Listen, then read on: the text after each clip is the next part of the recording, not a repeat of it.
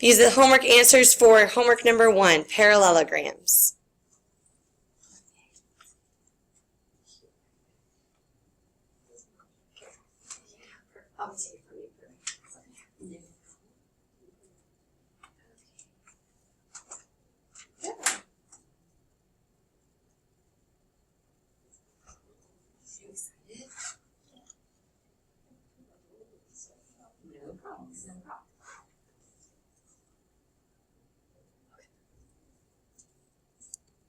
Page 2 of parallelograms. So you're setting a lot of things equal. You are adding angles to 180 at some points, but that's about it. All right, so I was asked about number 12. If the measure of ABC is twice the measure of BCD, so I'm going to call this one X and I'm going to call this one 2X, then the measure of ADC. We did this in the lesson yesterday. It was one of the examples. We know that consecutive angles are supplementary. So we know that if we add angle B plus angle C, it equals 180. We will get X equals 60, and then we will plug it into our picture. We have 60, 120. Opposite angles are congruent, so 120. What else can I answer from the homework? Let's look at these pictures of parallelograms, well maybe they're parallelograms, and our property choices. So given these symbols on our pictures, we should be able to match what property that is describing. So what is that first one? What is this first one right here? It's pretty easy, right? Opposite angles, where are you? Opposite angles are congruent. Is it following me? There we go. Okay, what about this next one? What property is that one? Y'all are too smart. Not a parallelogram. Very good. So that one was tricky. That one is not a parallelogram. What is it then? What is it? Is it just a quadrilateral? Rishi, you got it. It's actually a kite. We'll learn about that next week, but it is a kite. You're right. All right, the next one is trying to show consecutive angles are supplementary. Then we have our opposite sides congruent. And then lastly, we have our diagonals bisecting each other. Okay. You can never practice too much with the properties, I promise. All right, the next thing that we're going to talk about today is proving parallelograms. And it's not what you think it is. We're not going to be writing out proofs like we did with congruent triangles. We're just going to try to decide, you're given a quadrilateral. It looks like a parallelogram. How do you confirm that it really is a parallelogram? How many properties do you have to check? Do you have to check all 5 properties? Can you get away with just checking 1? So on and so forth. So that's what we're talking about today. You're given a quadrilateral. How do you know if it's a parallelogram or not? So I know this seems silly. I'll print this out for you. But I want you to write down these 5 things. You're going to be like, well, wait, those are just the 5 properties. But the last one is a little bit different. So just trust me on this one. Write down these 5 properties or sentences, and we'll go over how we're going to use these. So, both pairs of opposite sides are parallel. This is a key word. It does have to be both. So I will add symbols to my picture to show that both pairs of opposite sides are parallel. If that is true, all by itself, and you know nothing else, then it is a parallelogram. Next one. Both pairs of opposite sides are congruent. So tick mark, double tick mark, double tick mark. Can you have one pair of opposite sides congruent? No. It has to be both. But if that is all you have, you're done. It's a parallelogram. You don't have to check that they're parallel. You don't have to check the slopes.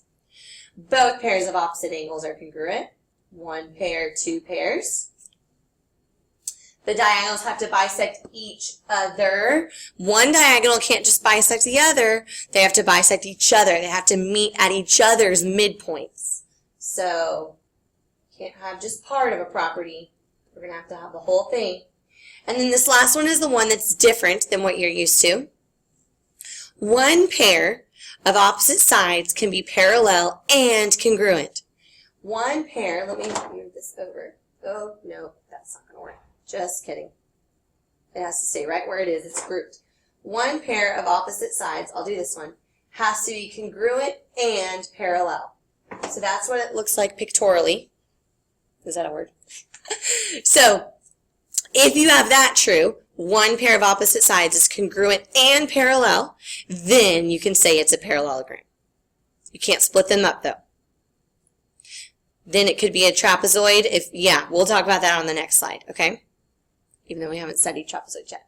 I think I've given you all enough time to write these down, since I've talked about each one more than I even needed to, I'm sure. So here we go. I'm going to give you some shapes that look like parallelograms, and you're going to decide if we have enough information to determine it's a parallelogram or not. A. Karthik, what do you think? Look at your checklist. What is number 2 on your checklist? Both pairs of opposite sides are congruent. Are both pairs of opposite sides congruent? Yeah, they are. I'm pretty sure if this side was 3, then 3 equals 3, and double tick mark 3 still equals 3. Now, do we have more information that we need? Yeah, but as long as we don't have less information, it is a parallelogram. You're allowed to have more properties, you just can't have less properties. So if both pairs of opposite sides are congruent, then absolutely, this is a parallelogram. We will learn tomorrow that it's a parallelogram plus more, but it is a parallelogram still. It is a parallelogram. All right, B. Johan, is it a parallelogram or not enough information? It wasn't a square though, Johan. Yeah, number 4. Guys, y'all are 0 for 2. You're 0 for 2 right now. Are the diagonals bisecting each other? No. One diagonal is bisecting the other. So this one is not necessarily a parallelogram. It could be, but we do not have enough information to say it's a parallelogram. So that one's no. All right, let's see if we can get this one. Ridiculous. Tahar, what about C? What do you think, Tahar? It is a parallelogram or it is not? Are you here today? Yes, C is a parallelogram because both pairs of opposite angles are congruent. Let's keep going. D. Ooh, I'm going to give you all a minute to think about this before I call on someone because this one takes a little thought. So I'm giving you time right now. Let's look at this one. So can we add anything else to our picture? Because right now all we have is one pair of opposite sides congruent. Okay? Now, what are those angles called? Starts with an A. Alternate interior angles. Very good. Now, when alternate interior angles are congruent, that means, by the converse of that theorem, that these are parallel. So I get to add arrows to my picture because alternate interior angles are congruent. Now, that's great that I added arrows to my picture. Is it enough? Oh my, it is not enough because this last one, look at it again. This last one says, one pair of opposite sides are parallel and congruent. Is one pair of opposite sides both parallel and congruent? No. One pair of opposite sides is parallel and the other pair of opposite sides is congruent. So this one, the moral of the story is the answer is no. And who was it? Johan was saying earlier, that one is actually a trapezoid. We'll learn about that next week as well. Yeah, next week. But that D is actually a trapezoid, not a parallelogram. It's an isosceles trapezoid, actually. All right, last one, on this slide at least. I'll give you some time to look at this one as well. It says below that angle W and angle Z are supplementary. You can't really show that with symbols, so I just wrote it at the bottom. See what you can do with that. Good. So Araceli said, yes, we can prove this guilty of being a quadrilateral. Let's see what happens if angle W and angle Z are supplementary. For those of you who don't like to think abstractly, I will put numbers on it so we can see what's going on. If that's 100 and that's 80, then we have same side interior angles that are supplementary. Same side interior angles. Now, which lines are the parallel lines if those are the same side interior angles? This is a parallel line, and this is a parallel line. So I can add arrows. At the same time, we have alternate interior angles. And so going back to that Z again, that means these lines are parallel. So Araceli, you were totally right. After further investigation, we found out that opposite sides are parallel in this quadrilateral. Therefore, it is a parallelogram. So that was definitely a K level one. That was a good one. All right, we're just going to practice a few more things. Instead of deciding if it's a parallelogram or not, we're going to find the values of x and y that force it to be a parallelogram. So we're just really going to go back and use our properties of parallelograms. Go ahead and try this one. So we're using properties like opposite angles are congruent. So I'm guessing Rishi did 130 equals 2x. That's really straightforward. And then for y, you would use a property that says consecutive angles are supplementary. So 130 plus 2/3 y equals 180. Those of us who are scared of algebra probably don't like this problem. You would subtract 130, so you would get 50, right? And then to get rid of that fraction, you can multiply by the reciprocal. So you can take 2/3 and you can flip and multiply. Or you can multiply by 3 and divide by 2. Is y not correct? What is y?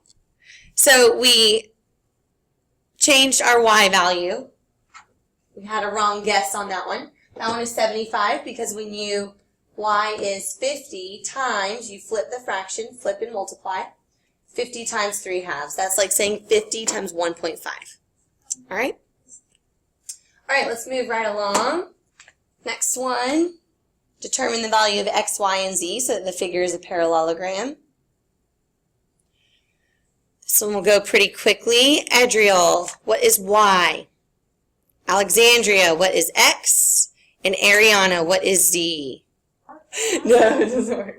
All right, so we're using alternate interior angles. That ensures that these are parallel. So we're forcing those to be parallel. And then same with, we would say 2x equals 62. And then finally, to find our last one, you could, if you wanted to, you could look at this triangle. The angles of a triangle add up to 180. So 62 plus 39 minus 180. Or maybe you said consecutive angles are supplementary. So maybe you looked at those two angles and subtracted from 180. Either way, you end up with the same answers. Let's keep going. This is going to produce a system of equations. So that's the only reason I'm going to have us do this one. Just in case this comes up on a quiz. I know that you all know that you're supposed to set opposite sides equal to each other. So let's do that. 5x equals 3y plus 4. 4x equals y plus 6. And then we haven't done this in a while, so we might be a little rusty.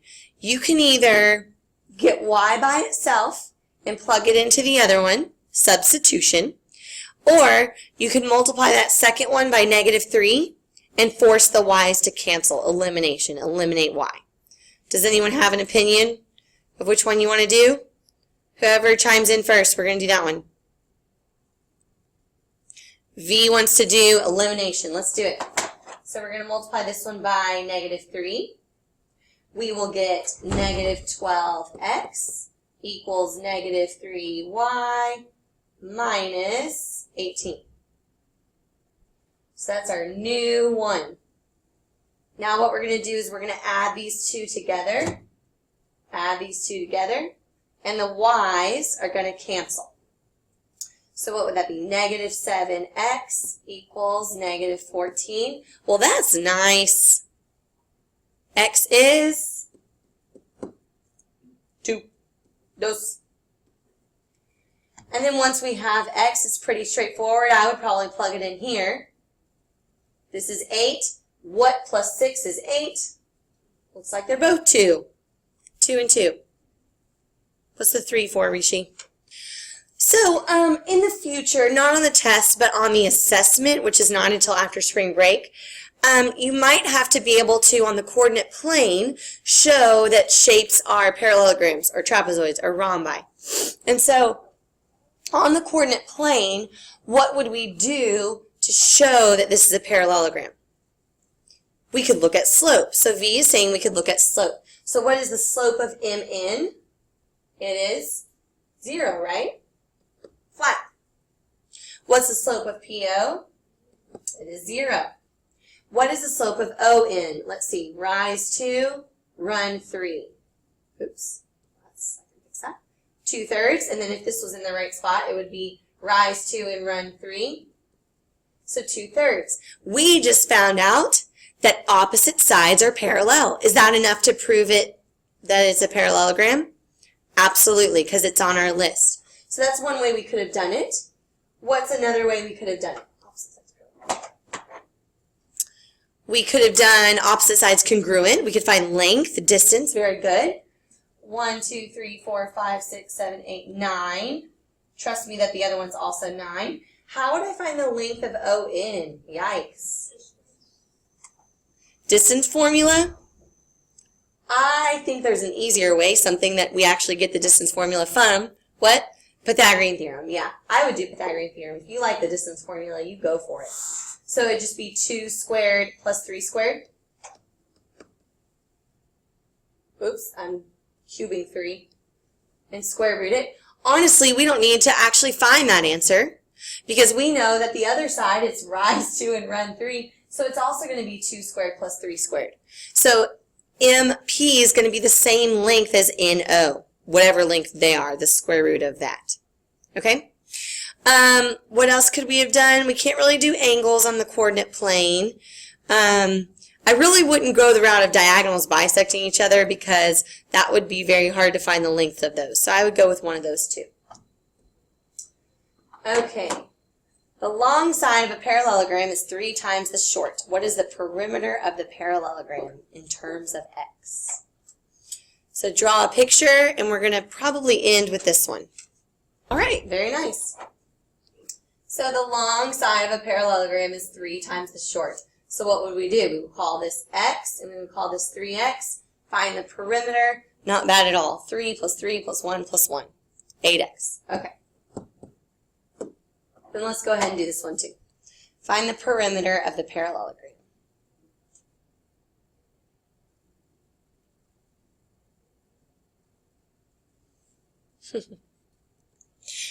Okay, so first of all, we know that we have 53 opposite sides are congruent. 53, 53.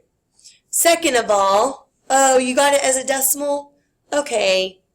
You know I don't like decimals. Second of all, we know that this is a 30, 60, 90 triangle.